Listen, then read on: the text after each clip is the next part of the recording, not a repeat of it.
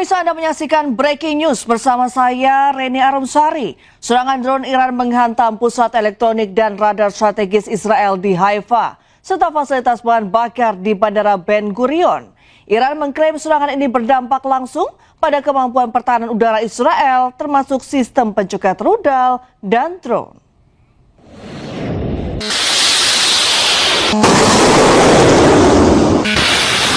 Tentara Iran mengumumkan telah melancarkan serangan drone terhadap sejumlah target strategis milik Israel termasuk pusat peperangan elektronik dan radar di Haifa. Dalam pernyataan resminya, Iran menyebut fasilitas yang menjadi sasaran merupakan bagian dari kelompok kedirgantaraan Israel termasuk pusat teknologi milik Elta yang dikenal sebagai salah satu pilar penting dalam sistem pertahanan elektronik Israel.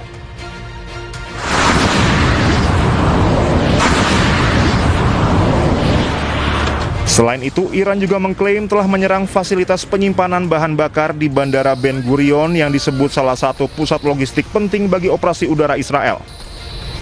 Menurut Iran, Elta merupakan industri pertahanan yang memproduksi berbagai sistem canggih, mulai dari radar susunan bertahap, sistem peringatan dini, hingga teknologi pemantauan satelit.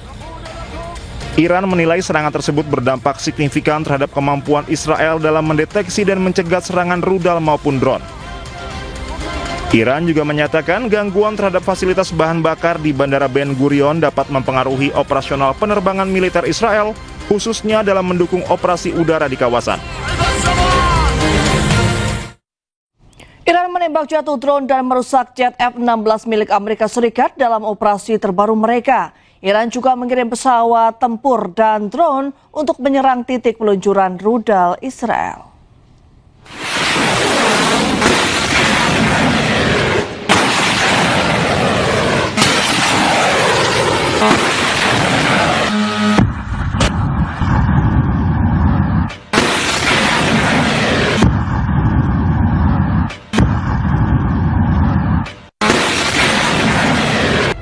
Korps Garda Revolusi Iran mengumumkan berhasil menembak jatuh drone MQ-9 Amerika Serikat dan merusak jet tempur F-16.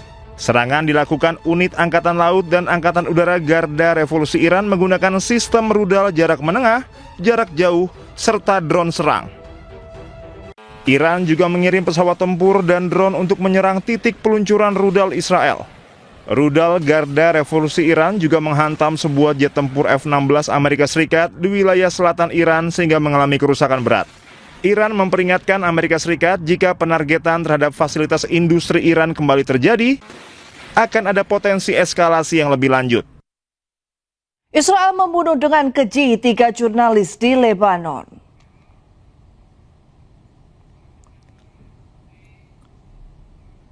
Ketiga jurnalis itu dibantai dengan rudal presisi ketika sedang berkendara bersama dalam satu mobil. Militer Israel menyebut salah satu yang tewas adalah Ali Hassan Suwaib. Aksi ini dilakukan karena Israel mengklaim ketiga jurnalis terafiliasi dengan jaringan Hizbullah. كثيرا على داخل السيارة هذه المعدات أريد أن أختم من هنا مجددا אנחנו שוללים עוד ועוד יכולות שמאיימות על ביטחון ישראל. בלבנון, כוחות פיקוד הצפון בהובלת מפקד הפיקוד תוקפים ומביאים להישגים רבים. כוחות צה"ל מתמרנים בדרום לבנון ומעמיקים את מרחב ההגנה הקדמי. שליטה במרחב הזה מונעת ירי ישיר על היישובים. לשם כך אנחנו פועלים כרגע. לצד הפעולות האלו, אנחנו כל הזמן מתמקדים בפגיעה ביכולות שיגור הירי לעבר ישראל. חיסלנו עד עכשיו למעלה מ-850 מחבלי חיזבאללה. היום תקפנו וחיסלנו בלבנון את עלי חסן שואב, מחבל ביחידת המודיעין.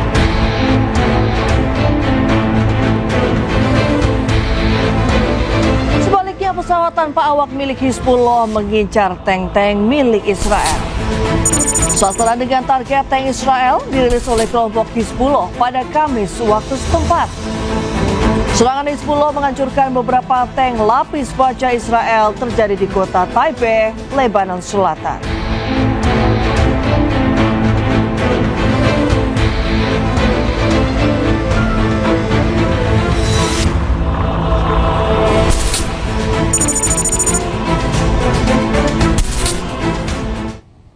Para pekerja media di Beirut menggelar unjuk rasa memprotes pembunuhan 3 jurnalis dalam serangan Israel di Lebanon Selatan. Massa mengecam serangan tersebut sebagai upaya pembungkaman jurnalis.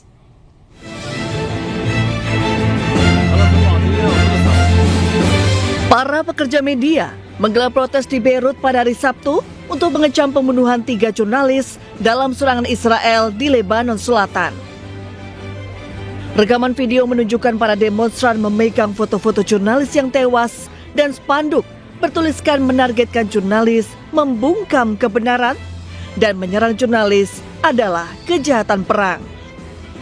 Massa menggambarkan serangan itu sebagai upaya Israel untuk membungkam setiap suara yang bebas dan jujur. Elsie Mufrej, koordinator Serikat Pers Alternatif, menyerukan kepada Mahkamah Pidana Internasional untuk menyelidiki insiden tersebut. نقول اليوم انه هيدا الجرائم الاسرائيليه المتكرره يمكن بطلت غريبه علينا. اسرائيل صارت عم ترتكب جرائم بلا ما يرفلها جفن. اليوم سمعنا العدو عم يتبجح بقتل الشهيد علي شعيب وعم بيفتخر بهيدا الشيء. يعني هو عم يرتكب جريمه وعم بيقول بكل فخر انه هو ارتكب جريمه. Sebelumnya pada Sabtu pagi, Israel mengklaim serangannya ke Lebanon menewaskan 3 jurnalis. Salah satunya Ali Hasan Suhaib. Aksi ini dilakukan karena Israel mengklaim ketiga jurnalis terafiliasi dengan jaringan Hizbullah. Serangan Amerika Israel tak hanya menyasar pusat religi kota Qum, menewaskan sedikitnya 6 orang.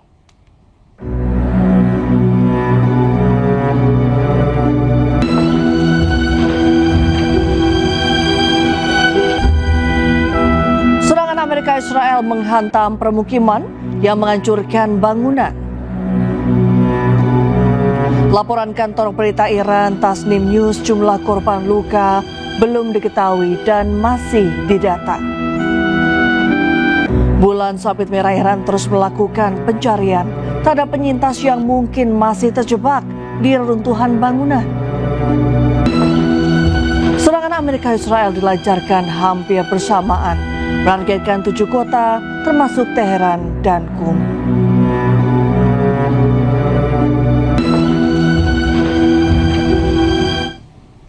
Pemirsa, perang Iran melawan Israel dan Amerika Serikat kian membara. Rudal menyasar ke permukiman warga, salah satunya di kota Qum. Meski begitu, warga negara Indonesia di Iran, Haryati, menyebut serangan ini tidak membuat warga khawatir dan bahkan tetap beraktivitas seperti biasa. Alhamdulillah, kondisi di Qum saat ini kondisi seperti hari biasanya, meskipun sudah ada ledakan hari kemarin malam Jumat jam 3 dini hari, namun setelah itu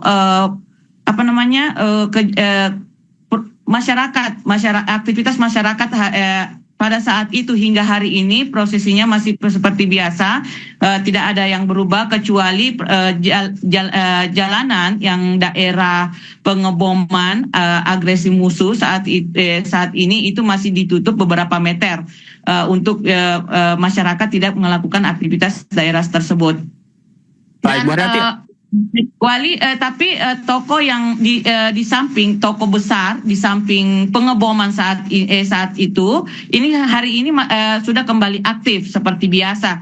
Jadi masyarakat menjalani aktivitasnya seperti biasa tanpa ada gangguan sedikit pun. Kami tidak pernah mendengarkan suara sirine. Bahkan waktu hari ledakan pun kami tidak mendengarkan sirine tersebut, dan setelah itu pun tidak mendengarkan hingga hari ini karena memang tidak pernah ada suara-suara sirine yang diperdengarkan.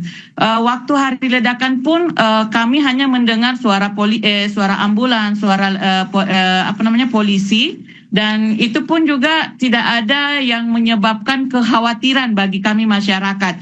Masyarakat waktu mendengarkan ledakan itu berbondong-bondong mendekati daerah ledakan, namun sekitar 50 meter dari ledakan itu sudah dibuatkan garis polisi sehingganya kami tidak bisa mengakses daerah ledakan tersebut. Kalau untuk setiap jalan tidak ada perubahan ketat ya, tidak ada perubahan ketat. Cuma itu yang saya sampaikan tadi, 50 meter dari lokasi kejadian dari setiap sisi itu dijaga ketat oleh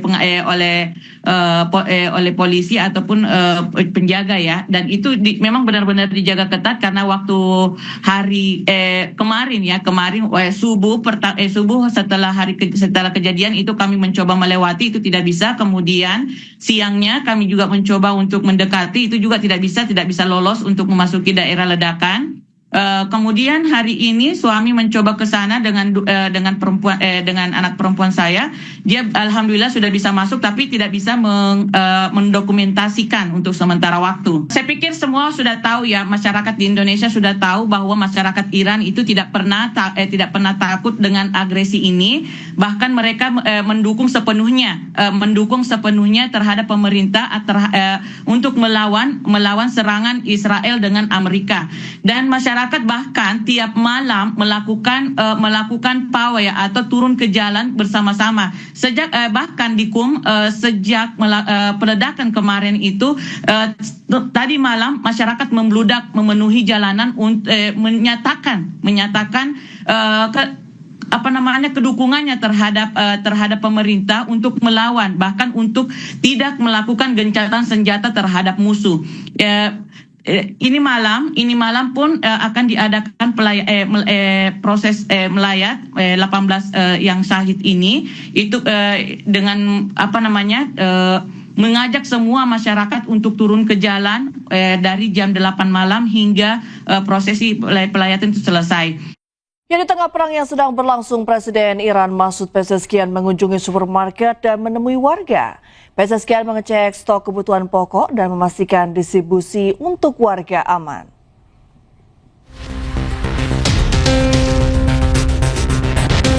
Presiden Iran Masoud Pezeshkian mengunjungi supermarket di Teheran bersama gubernur kota tersebut Mohammad Sadegh Motamedian.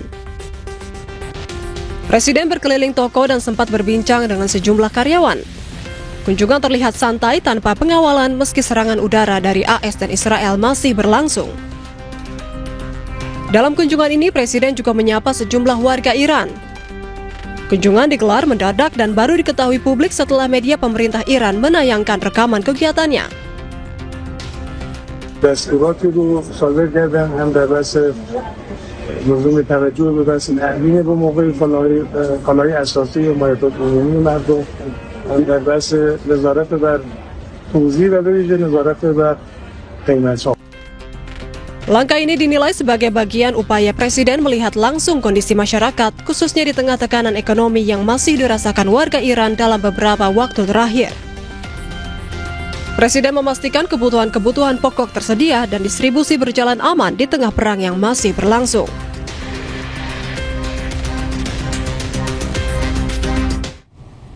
Ya, tak hanya Presiden Iran, warga di Teheran, Iran juga terlihat santai dan beraktivitas di tengah perang Israel Amerika Serikat melawan Iran. Warga di Taman Partisan di Teheran, Iran beraktivitas seperti biasanya, meski perang Israel Amerika Serikat melawan Iran terus memanas. Para warga beraktivitas secara normal, mulai dari berolahraga hingga berpiknik. Mereka merasa tak ada yang perlu ditakutkan meski perang terus memanas.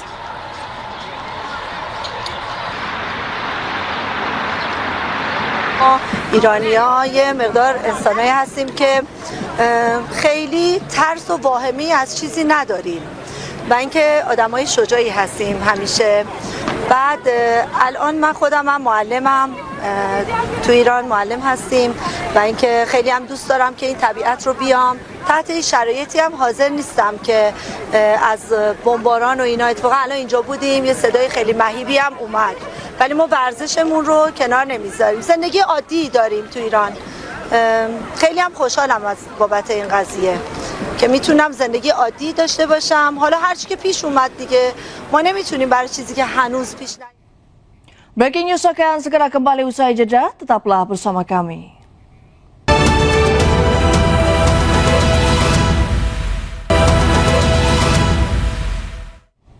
Kembali di Breaking News, pemirsa, Houthi meluncurkan serangan rudal balistik pertama dengan mengarah ke daerah militer Israel yang berada di wilayah Palestina Selatan.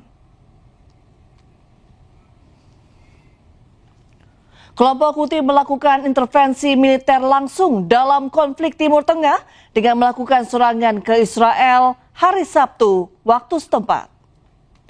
Serangan yang dilakukan dari Yaman sebagai bentuk aliansi baru untuk terlibat dalam perang melawan Amerika Serikat dan Israel. Peluncuran operasi militer pertama mereka ke Israel menargetkan daerah permukiman dan bangunan militer milik Israel di Palestina Selatan. Angkatan bersenjata Yaman telah melakukan operasi militer pertama menggunakan rentetan rudal balistik.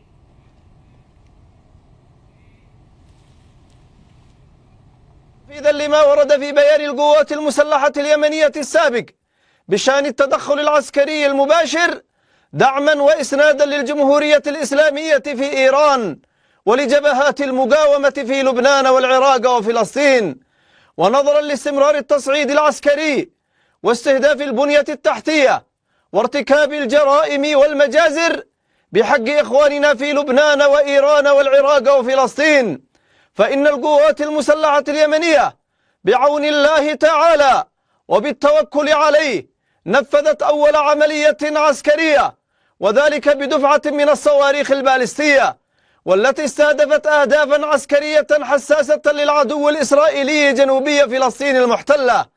وقد جاءت هذه العملية تزامنا مع العمليات البطولية التي ينفذها الإخوة المجاهدون في إيران وحزب الله في لبنان، وقد حققت العملية أهدافها بنجاح بفضل الله.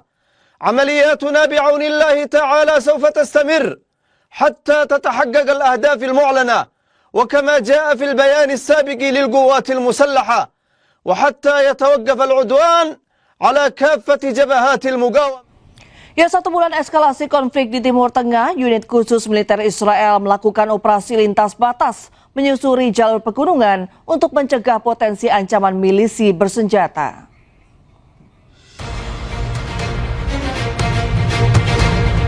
Pada hari Minggu, pasukan pertahanan Israel merilis rekaman unit alpinisnya yang melakukan operasi lintas batas dari Suriah ke Lebanon Selatan untuk melakukan pengintaian dan pengamanan di area perbatasan. Rekaman video menunjukkan pasukan mendaki melalui medan pegunungan bersalju di malam hari, dilaporkan dari Gunung Hermon di Suriah ke daerah Gunung Dov.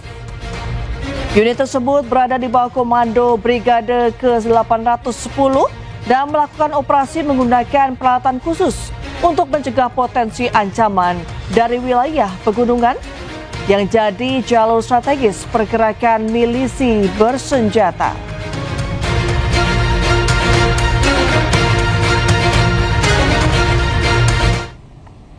Amerika Serikat mengirimkan ribuan pasukan tambahan dari Divisi Lintas Udara ke-82 ke kawasan Timur Tengah. Sementara itu lebih dari 1 juta pejuang Iran dimobilisasi di tengah meningkatnya spekulasi rencana operasi darat oleh Amerika Serikat dan Israel.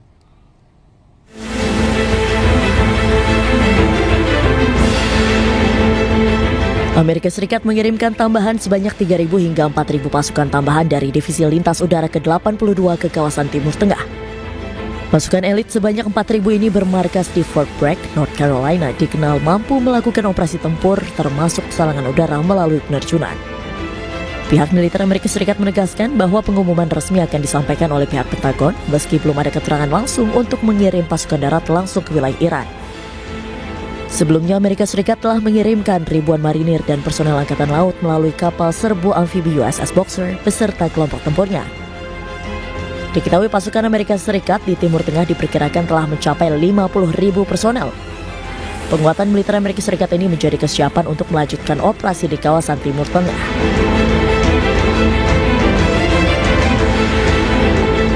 Sementara itu di sisi lain, Teheran menegaskan kesiapannya menghadapi kemungkinan konfrontasi langsung di wilayahnya.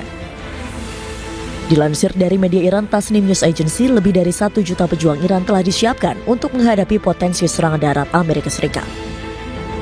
Laporan ini muncul setelah kabar mengenai operasi darat terhadap Iran diduga telah direncanakan oleh AS.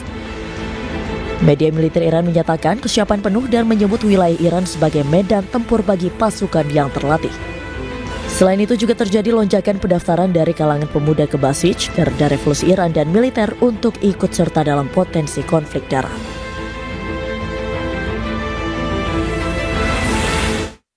Ya, timnas sepak bola putra Iran membawa tas sekolah saat menjalani laga persahabatan melawan Nigeria. Aksi ini dilakukan untuk mengenang korban serangan rudal di Minab, Iran yang terjadi pada 28 Februari lalu.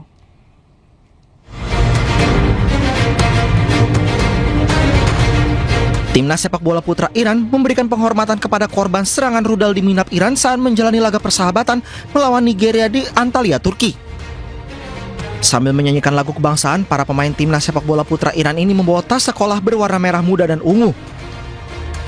Aksi ini menjadi bentuk penghormatan secara simbolis kepada para korban yang terkena serangan rudal di sekolah putri di Minab.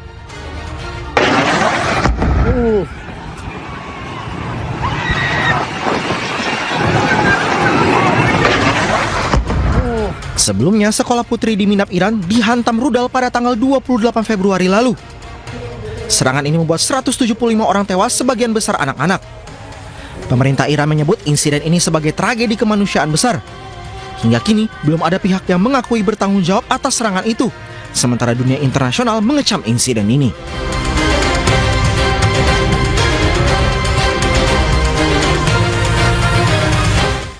Ratusan warga Yahudi anti-Zionis menggelar demo di Yerusalem. Mereka menuntut Israel menghentikan perang dengan Iran.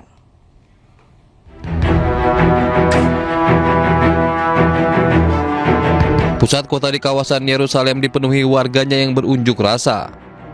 Mereka berkumpul dan membawa papan yang bertuliskan "Hentikan perang dengan Iran".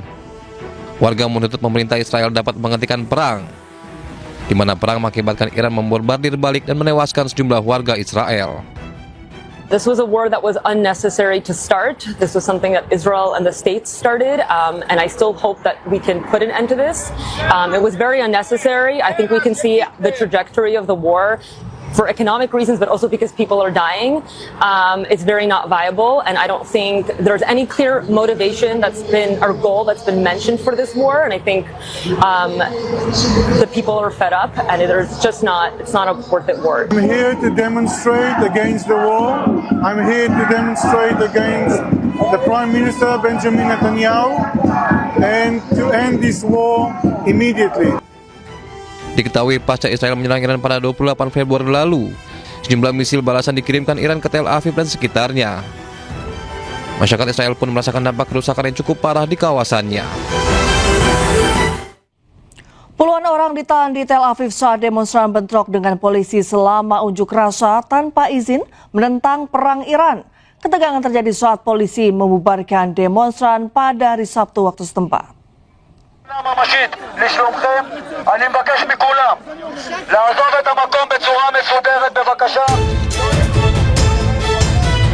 Rekaman video menunjukkan petugas mengeluarkan perintah pembubaran melalui pengeras suara.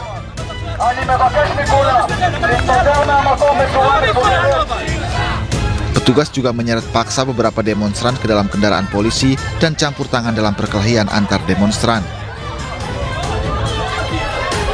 Gelombang protes anti perang telah melanda beberapa kota di Israel, termasuk Tel Aviv, Yerusalem, dan Haifa.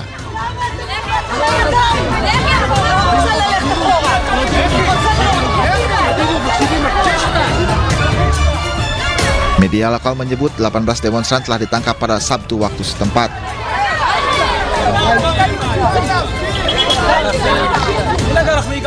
Israel juga telah melarang pertemuan lebih dari 50 orang sebagai bagian dari langkah keamanan masa perang karena negara itu menghadapi serangan harian dari Iran dan Hizbullah Lebanon.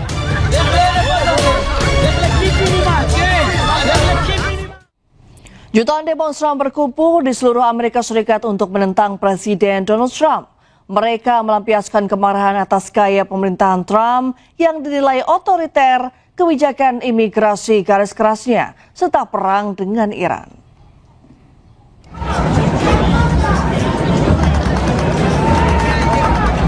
Aksi demonstrasi besar-besaran di seluruh Amerika Serikat berlangsung pada Sabtu waktu setempat. Setidaknya 8 juta orang berkumpul di lebih dari 3.000 acara di seluruh 50 negara bagian Amerika Serikat, baik di kota besar hingga kota-kota kecil. Ini adalah kali ketiga dalam kurang dari setahun warga Amerika Serikat turun ke jalan sebagai bagian dari gerakan akar rumput yang disebut No Kings. Mereka melampiaskan kemarahan atas gaya pemerintahan Presiden Donald Trump yang dinilai otoriter, kebijakan imigrasi garis kerasnya, serta perang dengan Iran.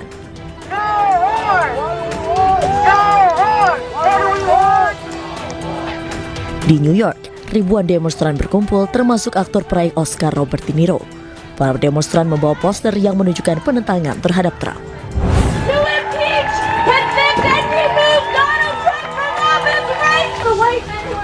Sementara itu ratusan orang bergabung dalam unjuk rasa nasional No Kings di luar Gedung Putih di Washington DC.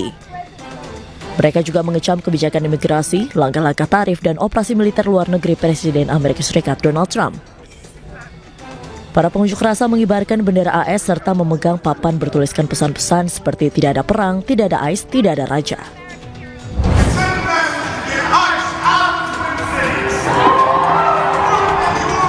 Aksi serupa juga terjadi di Minneapolis.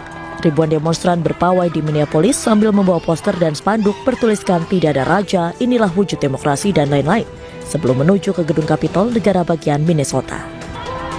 Para pengunjuk rasa mengatakan bahwa pemerintahan Trump telah membawa negara itu di bawah kendali dan penindasan. Mereka juga menyatakan solidaritas dengan para migran dan warga sipil yang terkena dampak operasi militer Amerika Serikat dan Israel di Iran. Ketegangan Iran, Amerika Serikat, dan Israel semakin memanas. Iran secara terbuka menyatakan siap menghadapi kemungkinan serangan darat dari Amerika Serikat dan sekutunya. Sedangkan Amerika Serikat juga sudah mengerahkan ribuan pasukan ke kawasan Timur Tengah. Berikut analisa Stepi Aryan, pakar intelijen dan militer beberapa saat lalu. Ya, jadi kalau kita lihat tadi tayangan yang tadi ya Mbak, jadi USS Tripoli dari Jepang itu kan sudah sekitar 3.500-an ya. Kemudian Pentagon juga akan mengirimkan pasukan 82nd-nya Airborne, yaitu pasukan reaksi cepat angkatan daratnya ya, yang memang kualifikasinya salah satunya penerjunan tempur, pemukul, dan itu bisa diaktifkan dalam waktu 18 jam untuk di berbagai belahan dunia, termasuk pada saat-saat kritis ya, seperti pada saat itu perang melawan teror atau perang Teluk seperti itu. Jadi memang sejarahnya panjang untuk pasukan khusus ini. Nah, yang menarik adalah ternyata Iran tidak gentar menghadapi tantangan ya, atau bisa dibilang tambahan pasukan dari Amerika maupun Israel. Iran justru di sini memberikan kesempatan kepada para simpatisannya, termasuk proksi-proksinya. Masuk bulan kedua, salah satunya Houthi ya. Houthi sejak Oktober 2025 tidak pernah beroperasi di luar Yaman. Jadi baru kali ini untuk pertama kalinya Houthi ikut terlibat. Dan Houthi sendiri punya rekam jejak sebetulnya melakukan serangan kepada kapal-kapal di Laut Merah. Jadi ini nanti akan menjadi hal yang sangat buruk ketika checkpointnya double. Ada Selat Hormuz dan ada terusan Suez begitu ya. Jadi ada dua titik nanti yang akan mengganggu jalur perdagangan internasional. Dan ini kalau memang benar terjadi, maka akan jadi sejarah paling buruk dalam peperangan yang ada di muka bumi ini, dan kemudian berdampak langsung kepada energi dunia ya, 80 tahun kayaknya tidak pernah ada kasus-kasus seperti ini. Jadi ini adalah hal yang sangat dihindari, sehingga wajar ketika publik di Amerika demo besar-besaran ya, ada knocking dan lain-lain. Kalau tadi ditayangkan sampai 8 juta orang diprediksi ya, begitu juga kelompok Yahudi yang anti Zionis di sana. Karena ini nanti yang akan terdampak dalam jangka panjang adalah nama baik, nama besar, dan jangka panjangnya adalah generasi muda dari Amerika itu sendiri yang harus mungkin meminta maaf karena kebijakan ini ya, mengancam perdamaian dunia dan tentunya ikut merugikan berbagai negara dengan kebijakan perang Epic Fury maupun Roaring Lion ini. Dan banyak yang menyampaikan bahwa ini adalah perang yang atas dasar pribadi dari Presiden Donald Trump, bukan keinginan dari masyarakat Amerika secara umum. Seperti itu, Mbak. Kalau misalnya Anda melihat peta kekuatan Amerika Serikat dan juga Iran begitu, apabila ada invasi darat, bagaimana perbandingannya? Ya, untuk simetris, saya rasa Angkatan Darat Amerika sudah berhitung ketika mengirimkan pasukan dan pasti akan dikirim sebanyak mungkin, termasuk bantuan dari negara-negara sahabat ya, sekutu. Tapi di sini kalau kita bicara asimetris, Iran masih punya peluang, Mbak, mungkin 4-3 begitu ya. Peluangnya apa? Karena mau bagaimanapun perang dilaksanakan di wilayahnya Iran. Iran yang paling mengerti dan lebih paham mengenai seluk-beluk negaranya sendiri. Jadi kalau kita bicara perang kota, gerilya dengan ditarik kepada perang kota, maka faktor dari gedung, lokasi, infrastruktur kritis, objek vital nasional maupun bala bantuan dari sipil itu sangat mempengaruhi. Ya, jadi ada sipil yang ikut menyembunyikan atau memberikan tempatnya untuk dipakai ya, atau kita tahu sendiri banyak drone bahkan beberapa rudal yang tertimbun reruntuhan. Dan ini hanya beberapa orang mungkin di antara pasukan Iran yang tahu. Nah ini jadi menurut saya walaupun agak sulit ya medannya dengan banyaknya kehancuran di gedung-gedung, tapi kalau menggunakan taktik perang kota, gerilya, asimetrik, apalagi tadi disampaikan simpatisan 1 juta siap turun ya melawan 3.500 ditambah 3.500 itu sekitar 7.000 pasukan Amerika, masih ada kans berat Iran menang gitu. Jadi kans untuk menang itu masih ada, Mbak, 4-3 lah kalau saya hitung ya. Walaupun memang jangan sampai terus-terusan, kita masih berharap upaya-upaya damai yang dilakukan Pakistan, nanti rencananya 6 April akan ada summit di Islamabad ya, kita masih berharap mudah-mudahan cara itu bisa menyetop peperangan. Ada yang bilang kondisi geografis Iran sendiri ini merupakan juga benteng. Apakah nantinya Anda melihat dari invasi darat ini Amerika Serikat bisa menembus kondisi geografis Iran yang begitu sulit gini medannya, Mbak? Iya, Amerika tidak akan bisa bergerak sendiri, Mbak, kecuali dibantu oleh yang sudah ada di sana. Apakah nanti planted agent, ya agen tertidurnya, atau mungkin bantuan dari negara-negara teluk ya yang memang jadi sekutu Amerika ya, Uni Emirat Arab misalnya gitu ya, atau negara-negara lain. Karena tadi betul salah satu keunggulan dari asimetrik, pertama bensinnya adalah ideologi, militansi, keinginan, motivasi yang akan membakar semangat. Yang kedua adalah geostrategi, atau kalau kita tarik lagi lebih dalam ya, geografinya ini harus dimanfaatkan sebisa mungkin untuk mendukung peperangan. Dan yang paling paham adalah tentara-tentara atau militer yang pernah bekerja, pernah berjuang di negara-negara teluk. Saya yakin pasti alumni-alumni perang Afghanistan, Irak itu juga pasti ada yang mungkin memberikan simulasi kepada tentara-tentara yang saat ini nanti akan diturunkan ya, belajar banyak dari peperangan sebelumnya. Jadi saya rasa Amerika pasti mempunyai database itu, mempunyai profiling wilayah itu, sehingga Amerika juga sudah mempersiapkan dengan baik, apalagi ada Israel. Namun di sisi lain tentunya akan berbeda dengan Iran. Kenapa? Karena Iran tidak seterbuka negara-negara lain. Jadi saya yakin masih ada banyak hal-hal yang disembunyikan, ada safe house, atau ada suasana cuaca tertentu, tanggal tertentu, wilayah tertentu, gunung, alam, dan lain-lain yang mungkin tidak seperti dibuka ya, seperti negara-negara lain, karena Iran ini sempat diembargo dan cukup tertutup dibandingkan negara lain ya. Jadi selain mata-mata yang sudah ditanam, mungkin agak sulit, Mbak, untuk membantu negara Barat ya dalam masuk ke Iran. Jadi harus memang kalau memang ada mata-mata di dalam Iran ya, atau kalau kita cek Simbad misalnya melakukan analisisnya, melihat bagaimana meretas CCTV dan lain-lain di Iran sampai akhirnya Khamenei tewas, itu juga bisa dijadikan rujukan seperti itu, Mbak. Baik, terima kasih Mbak Stefi Andriani sudah bergabung dengan News Sore hari ini. Salam sehat selalu Mbak Stefi. Terima kasih banyak. Informasi menarik lainnya akan kami hadirkan usai jeda, tetaplah bersama kami.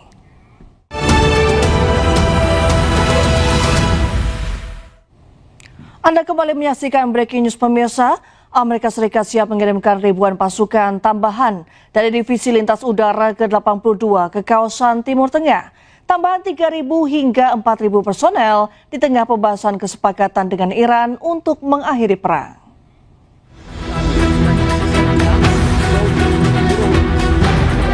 Pasukan elit sebanyak 4.000 ini bermarkas di Fort Bragg, North Carolina dan dikenal mampu melakukan operasi tempur termasuk serangan udara melalui penerjunan. Pihak militer Amerika Serikat menegaskan bahwa pengumuman reski akan disampaikan oleh pihak Pentagon meski belum ada keterangan langsung untuk mengirim pasukan darat langsung ke wilayah Iran. Sebelumnya Amerika Serikat telah mengirim ribuan marinir dan personil angkatan laut melalui kapal serbu amfibi USS Boxer beserta kelompok tempurnya. Pasukan Amerika Serikat di Timur Tengah diperkirakan telah mencapai 50.000 personel. Penguatan militer Amerika Serikat menjadi kesiapan untuk melanjutkan operasi di kawasan Timur Tengah. Lebih dari 1 juta warga Iran dimobilisasi di tengah meningkatnya spekulasi rencana operasi darat oleh Amerika Serikat dan Israel. Tehran menegaskan kesiapan menghadapi kemungkinan konfrontasi langsung di wilayahnya. Dilansir dari media Iran, Tasnim News Agency, lebih dari 1 juta warga Iran telah disiapkan untuk menghadapi potensi serangan darat Amerika Serikat. Laporan ini muncul setelah kabar mengenai operasi darat terhadap Iran diduga telah direncanakan Amerika. Media militer Iran menyatakan kesiapan penuh dan menyebut wilayah Iran sebagai medan tempur bagi pasukan yang terlatih. Selain itu terjadi lonjakan pendaftaran dari kalangan pemuda ke basis Garda Revolusi Iran dan militer untuk ikut serta dalam potensi konflik darat.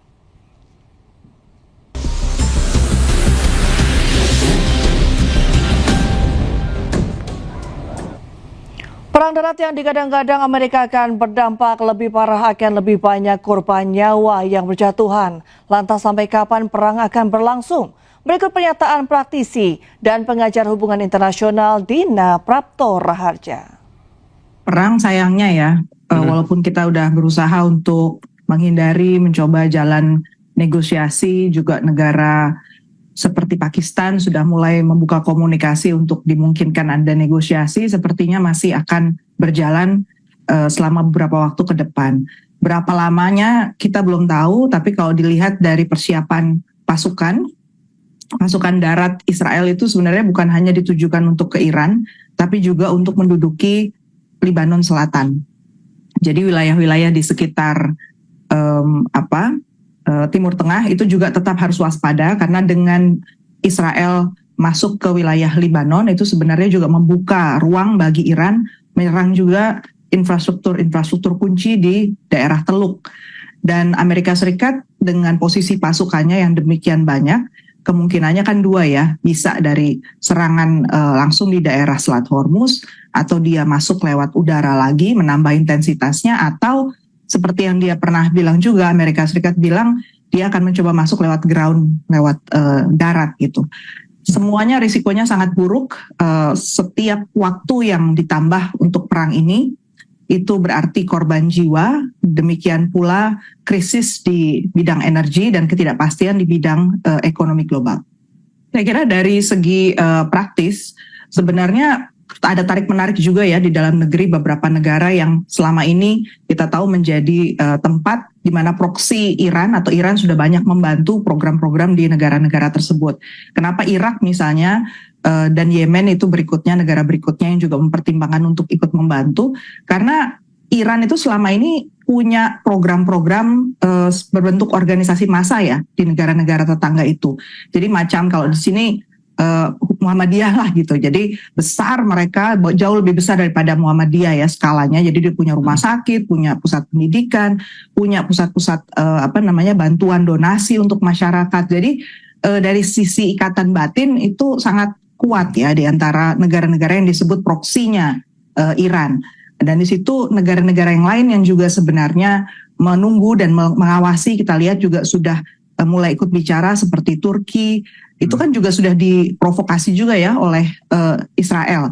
Jadi sekali lagi kita harus melihat lebih lebar, tidak hanya terpaku pada statement Presiden Donald Trump, tetapi tetap konsisten melihat apa yang menjadi tujuan dari Amerika Serikat. Minimal kalau menurut saya tujuannya itu sebenarnya adalah make America great again, membuat Amerika kelihatan mengatur dunia. Dan yang kedua, dia sudah bulan November 2025 Trump menandatangani executive order bahwa Amerika Serikat itu sekarang bukan lagi Departemen Pertahanan tetapi Department of War. Memang tujuannya itu adalah untuk perang di berbagai belahan dunia. Nah itu yang harusnya kita pegang, itu aja. Berarti yang harus kita antisipasi sebenarnya kok nggak ada statement ya apa-apa dari negara lain tentang tujuan Amerika yang itu melakukan destruksi di berbagai tempat. Dan Israel posisinya di sini juga harus kita cermati di dalam negeri ya. Dia harusnya bulan Mei besok kan pemilu. Dan kita tahu ini pemilu yang sangat eksistensial sebenarnya untuk Netanyahu, karena di dalam negeri dia dikejar-kejar juga untuk kasus korupsi. Kemudian dengan pemilu ini gagal misalnya bulan Mei karena dia masih perang dan di sana kan wajib militer ya. Situasinya juga porak-poranda, bisa dibayangkan dia masih akan tetap berkuasa. Jadi risiko terburuknya adalah kita membiarkan diri kita rusak dulu di banyak tempat, baru kemudian bereaksi gitu.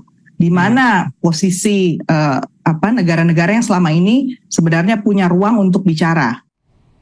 Ya, di tengah konflik Timur Tengah yang kian memanas, Amerika dan Israel berselisih soal rencana perdamaian dengan Iran.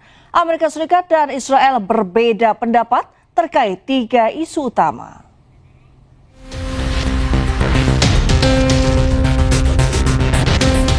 Satu bulan sudah konflik AS, Israel, dan Iran terjadi sejak 28 Februari 2026. Dalam sepekan terakhir, Amerika Serikat dan Iran tengah berupaya bernegosiasi untuk melakukan deeskalasi konflik yang dimediasi oleh Pakistan.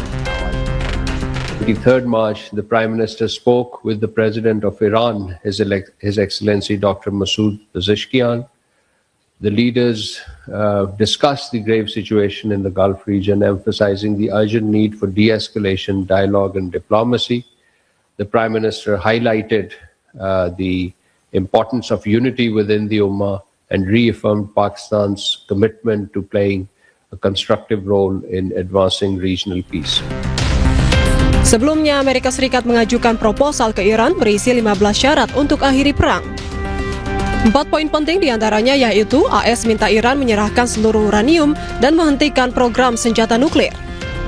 AS juga meminta Iran untuk membuka akses tanpa hambatan di Selat Hormuz, menghentikan pengembangan rudal balistik, dan menghentikan dukungan terhadap Hizbullah dan Hamas.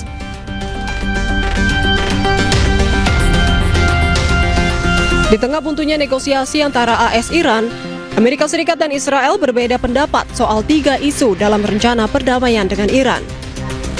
Hal ini terkait masa depan program rudal balistik Iran, transfer uranium yang telah diperkaya ke Badan Energi Atom Internasional, dan pelonggaran sanksi ekonomi terhadap Iran.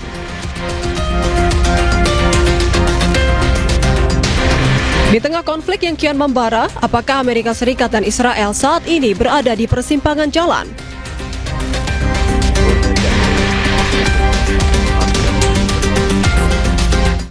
Pemirsa, dosen hubungan internasional Universitas Pinus, Tia Mariatul Kiptia menilai sejak awal perang di Timur Tengah, Amerika Serikat dan Israel sudah berbeda kepentingan masing-masing.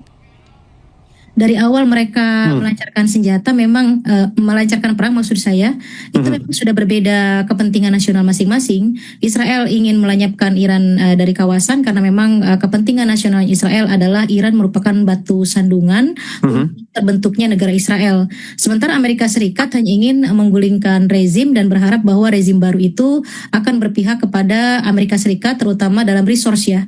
Seperti yang pernah Amerika alami ketika masa Pahlavi, itu sangat dekat sekali hubungan bilateral Amerika Serikat dan Iran, dan ini ingin terulang Amerika itu. Jadi semua resource di Timur Tengah bisa dikuasai, bukan hanya Gulf countries yang bisa dikuasai Amerika Serikat, tapi Iran juga bisa dikuasai sehingga tidak ada batu sandungan sedikit pun Amerika Serikat melakukan hegemoni di kawasan Timur Tengah. Jadi dari sini saja dua kepentingan ini berbeda.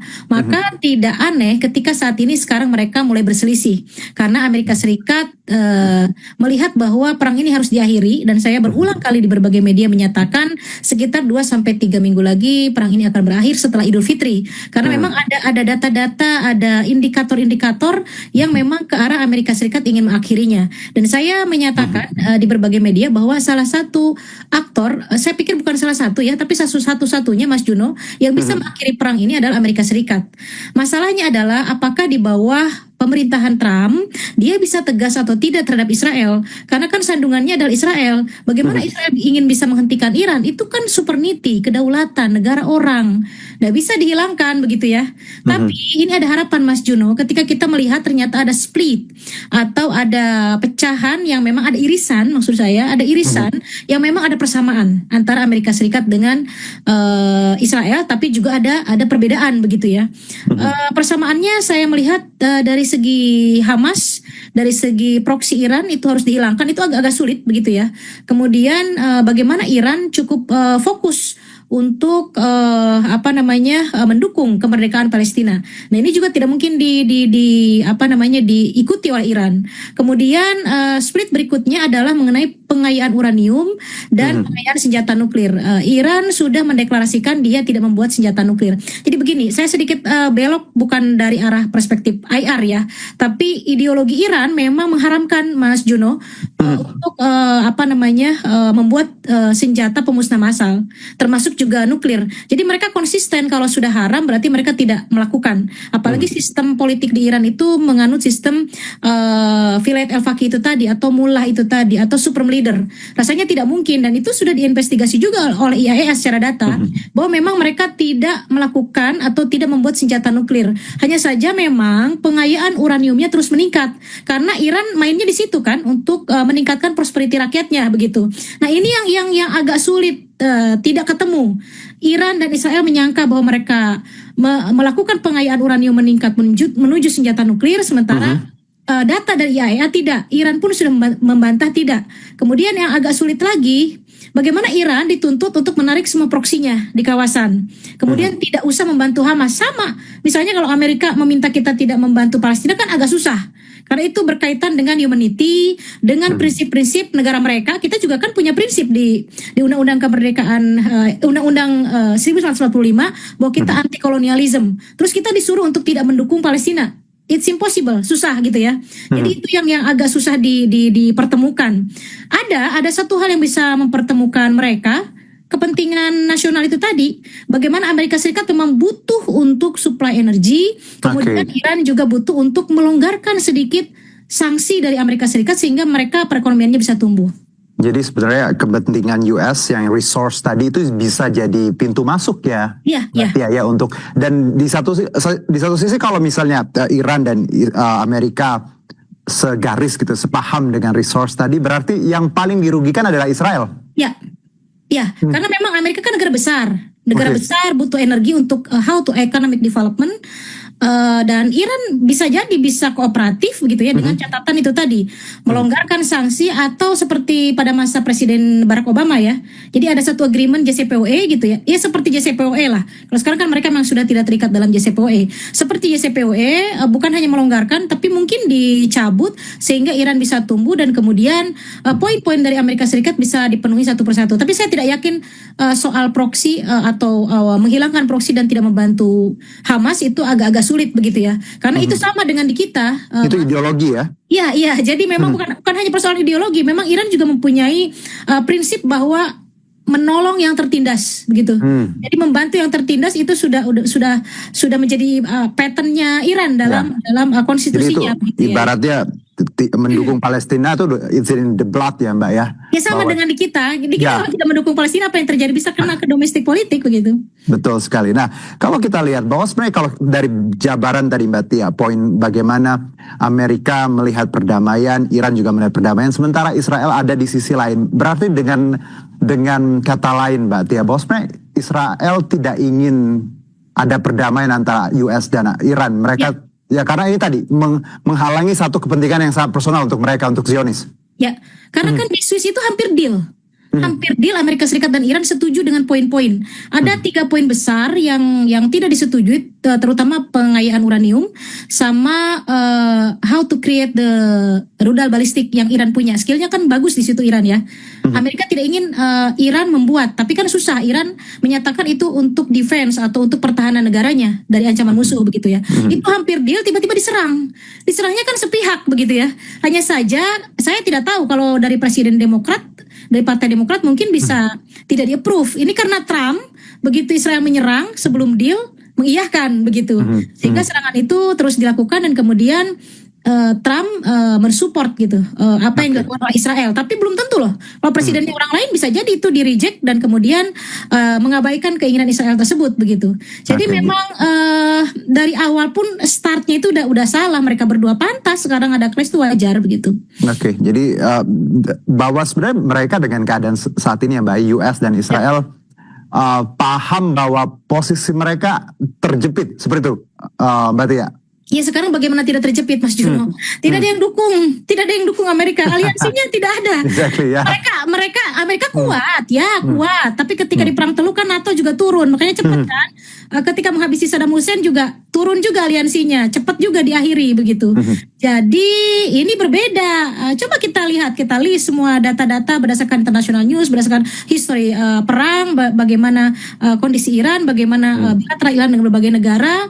Rupanya dari aliansi Amerika Serikat tidak ada yang dukung, bahkan mereka di belakang Amerika Serikat ada yang kalah Iran untuk kapalnya lewat begitu. Ini semua mementingkan diri mereka masing-masing. Energi Mas, energi itu sangat penting. Karena kalau kita bicara permainan Iran ya Mbak ya, bahwa center of gravity-nya kan Hormuz nih, ini dimainkan dengan baik dan akhirnya tadi Amerika dan juga negara-negara yang tidak sepihak dengan Iran kebingungan kan? Ya.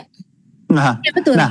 Oke, Mbak Tia, kalau kita lihat dengan keadaan seperti ini, apakah ada kemungkinan ke depannya Amerika akan, ya sudah, tidak akan mempertimbangkan poin Israel dan akan mengikuti egonya mereka, resource, dan akhirnya mungkin ada perdamaian, Mbak Tia? Possibility-nya seperti apa? Kalau sekiranya tekanan publik Amerika Serikat terus tinggi, karena kan memang harga minyak di Amerika Serikat, harga BBM maksud saya, di Amerika Serikat terus naik kan, sekarang udah $8, mungkin bisa 9, 10. Itu kalau sudah 10, walaupun mereka negara maju, kemudian berpenghasilan tinggi, taxnya juga tinggi, akan teriak juga Mas. Itu esensi, saya bilang energi itu. Jadi kalau sudah pressure daripada publik, bisa jadi poin-poin yang diinginkan oleh Israel, beberapa akan tidak di-approve oleh Amerika Serikat, yang penting ada deal dan mereka kembali ke perundingan. Dan tujuan untuk mengubah rezim yang diinginkan Israel, kemudian rezim baru itu manut terhadap Israel tidak tercapai. Sekarang kan jalan semuanya. Walaupun sudah terbunuh beberapa petingginya, saya bilang mereka tidak paham apa yang disebut Vilayat al-Faqih, kan itu berlapis, bukan fase 1, fase 2, fase 3, enggak. Mereka itu akan terus vote, mereka itu akan terus ada kaderisasi, dan anehnya ya, patternnya Ayatollah itu sama, patternnya RIGC, pimpinannya itu sama begitu. Jadi agak sulit menumbangkan rezim. Satu-satunya cara Amerika harus kooperatif, dan saya pikir pihak Iran tuh tidak seradikal yang mereka pikirkan. Buktinya Ayatollah Ali Khamenei saja mau kan berunding. Ini Swiss tuh di bawah Ayatollah Ali Khamenei. Dan Mujtaba juga saya pikir oke untuk berunding. Ini kan hanya tuduhan-tuduhan Israel begitu. Mbak Tia, kalau satu mungkin terakhir nih sebelum kita akhiri, tren ke depannya Anda melihat dari ada poin-poin negosiasi, ada inisiasi yang dilakukan oleh Pakistan. Anda melihat apakah akan ada full stop nanti ke depannya dalam beberapa hari atau minggu ke depan menurut Anda? analisa? Saya kurang yakin ya. I'm not sure with the Pakistan, tapi mudah-mudahan ya. Saya tidak yakin cara diplomasinya Pakistannya. Tapi mudah-mudahan. Saya sih berharapnya Cina begitu, tapi Xi-nya agak diam aja gitu ya. Tidak begitu bersambut, baru dia mendeklarasikan sudahlah kalian jangan melanjutkan perang ini karena tidak akan ada yang menang begitu. Pemirsa, jangan kemana-mana, breaking news segera kembali usai jeda.